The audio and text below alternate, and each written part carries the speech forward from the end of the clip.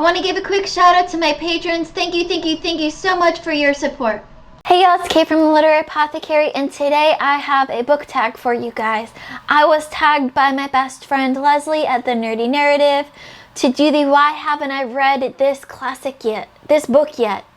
And so this is a series of only 5 questions. It's a super short one. But first, to answer this question, short answer, life, never-ending TBR, never-ending buddy reads.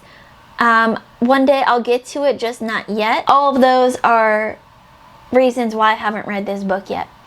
But let's get to the prompts, because some of these I am actually really excited to talk about.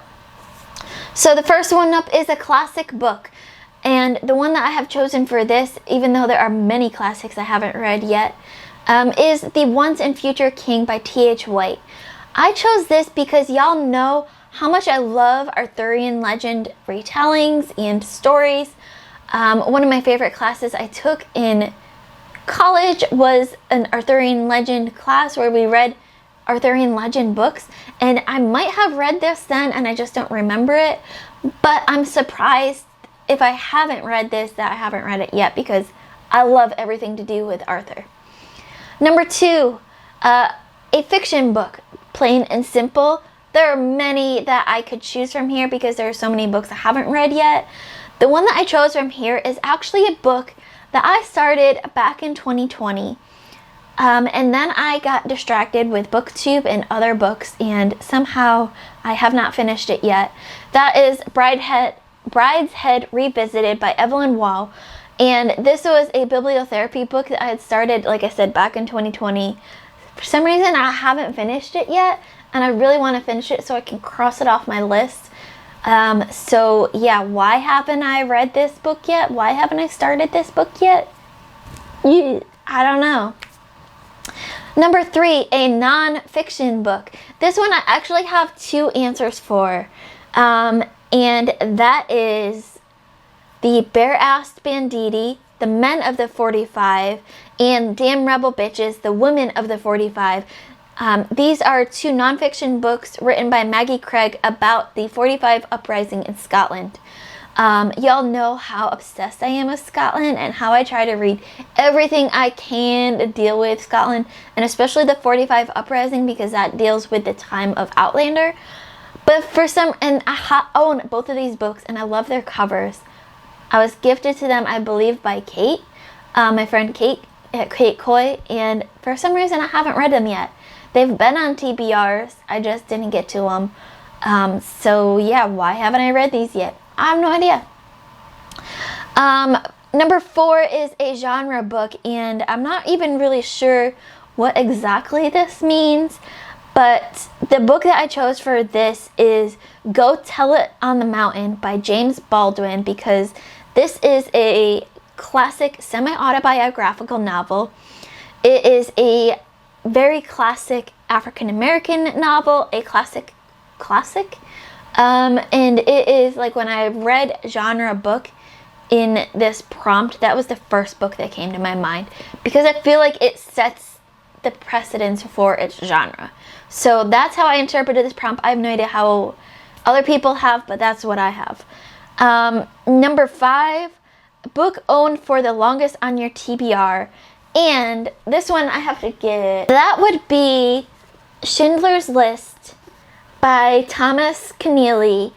And this book I know is the longest book that I've owned that I haven't read yet, because this was my grandmother's book that I got. I got to go through some of her books when she died, and for some reason this book I picked out. I know it's terribly sad and depressing because of this story, a stunning novel based on the true story of how German war profiteer and prison camp director Oskar Schindler came to save more Jews from the gas chambers than any other single person during World War II.